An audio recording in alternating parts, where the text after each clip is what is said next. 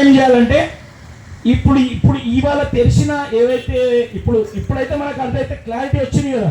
మనం ఎవరైనా జరుగుతున్నారు అయితే క్లారిటీ వచ్చిందా లేదా బ్రదర్స్? చెప్పండి ఒకసారి. వచ్చింది కదా.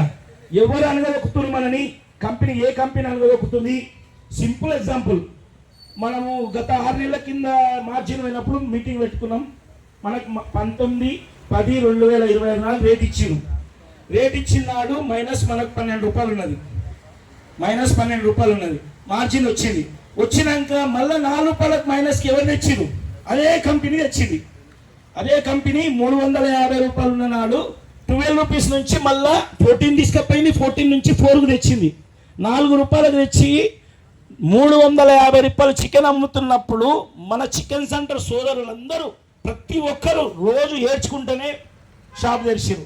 పొద్దుగాల లేచేదోడే ఏడ్చుకుంటేనే ఇంజన్ రోజులు రానాయన కన్నా తెచ్చారు. కాబట్టి మనం ఏమడుగుతున్నామంటే మాకు స్థిరమైన రేటు కావాలా, స్థిరమైన మార్జిన్ కావాలా. నువ్వు 400 అమ్ముకో, 500 అమ్ముకో, మాకు అవసరం లేదు. 150 అమ్ముకో, మాకు నిశ్చితమైన మార్జిన్, మాకు ఇంత కిలోకి ఇంత ఇస్తామని చెప్తే మా సోదరులు ధైర్యంగా పొద్దుగాల పోయి సెటిల్ చేసుకొని బిజినెస్ చేసుకునే ధైర్యం మాకు ఉంటుంది అని చెప్పేసి ఈ పోరాటం. ఏదో మీరు ఇట్లా ఏం చేస్తారు అట్లా ఏం చేస్తారు అంటలేం. మాకు ఖచ్చితమైన మార్జిన్ ఎంత ఇస్తారో చెప్పండి. చెప్తే దాన్ని బట్టి మా సోదరులు ఇంట్లో బిజినెస్లో ఉండాలన్నా వెళ్ళిపోవాలన్నా అనేది కూడా ఆలోచించుకుంటారు. కాబట్టి ప్రతి ఒక్క కంపెనీ కార్పొరేట్ వ్యవస్థ ఆలోచించి మాకు నిశ్చితమైన ఖచ్చితమైన మార్జిన్ ఎవరో ఒక్కరే బాధ్యత తీసుకోవాలి. వీడి మీద వాడు వాడి మీద వాడు చెప్పుకోవద్దు. మాకు ఎప్పుడైనా రేటు తక్కువ అయింది అంటే అడగడానికి ఒక బాధ్యత ఎవరో ఒకరు తీసుకోవాలని చెప్పేసి కార్పొరేటర్ వ్యవస్థలను కోరుతూ మా చికెన్ సెంటర్ సోదరులందరికీ ముగింపు తెలుపుతున్నాను.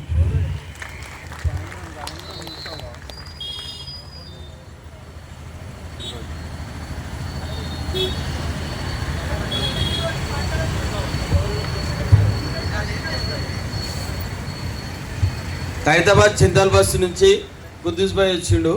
కుద్దూస్ భాయ్ని కూడా మాట్లాడాలని కోరుతున్నాం. అందరికీ నమస్కారము. నేను కుద్దూస్ భాయ్ చింతల్ బస్సు ఖైరతాబాద్ నుంచి. అదే అందరూ దీని గురించి వచ్చారు.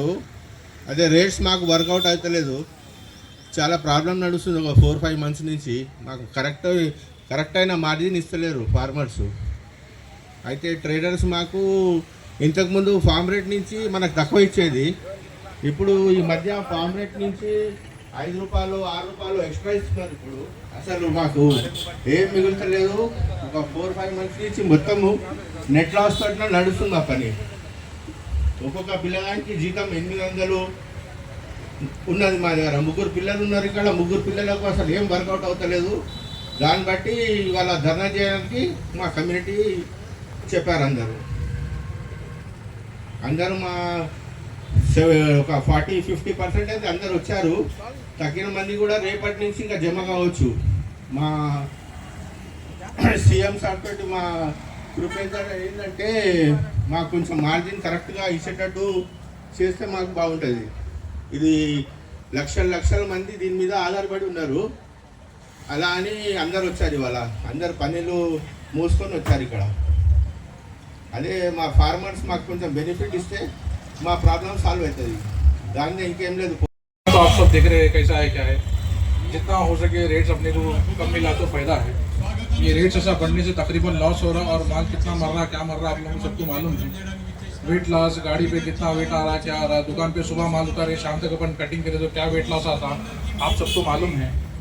उस हिसाब से अपन वेट लॉस को रखते हुए अगर रेट अगर कम रहा तो अपने को कारोबार करने आसानी होती है. ये 185-200 रुपये ऐसा रेट आ रहा है तो अपने कारोबार के लिए बहुत नुकसान होता है. एक मुर्गी से 400 रुपये 500 रुपये में एक मुर्गी बढ़ेगी तो क्या कारोबार करेंगे अपन. एक 2-3-4-5 मुर्गी मरेगा तो 2-3 हज़ार रुपये अपना नुकसान हो जाता. तो वो हिसाब से रेट्स अगर कम रहे तो अपने कारोबार करने आसानी होती. ये रेटा अगर आप ऐसा बढ़ के डाल देंगे तो अपने कारोबार करने बहुत मुश्किल हो जाता. एक 4 मुर्गी मर गया वो तो 2000 रुपये. अपन सुबह से शाम तक जो मेहनत करते हैं वो पूरा मेहनत अपना पानी में जा रहा है. अपने को कुछ वर्कआउट नहीं होता. एक स्टाफ अपने पास काम करा तो कम से कम 800 रुपये 1000 रुपये उसकी सैलरी है. अपन बच्चे को 3 टाइम खिला के पिला के रूम में रख के इतना मेंटेनेंस अपन उसको जो उठाते करते वो पूरी मेहनत अपनी पानी में जा रही. अपना कैलकुलेशन देगा तो अपन लॉस में जा रहे हैं. महीने को जितना अपन दिन भर का जितना माल लेते शाम तक को जो है 10,000 15,000 अपना जेब का जा रहा, उतना अपना नुकसान हो रहा। अगर रेट कम रहा तो अपने कारोबार करने में आसानी होती।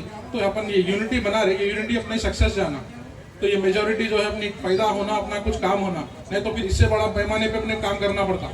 अगर ये रेट अगर अपने को हमेशा मेंटेन करें तो अपने लिए अच्छा है। अगर ऐसा बढ़ाएंगे करेंगे तो फिर आने वाले फ्यूचर में फिर ये मेजोरिटी कुछ भी नहीं, इससे डबल टिबल मेजोरिटी बता के काम करना पड़ता। जब धरना बैठेंगे तो जब पूरे जने बैठेंगे, पूरा तेलंगाना बंद करा के बैठेंगे अपन। अभी फिलहाल सबको बुला के जो थोड़े थोड़े लोग जो आए, ये बहुत अल्हम्दुलिल्लाह अपने लिए बहुत अच्छी बात है। शुक्रिया।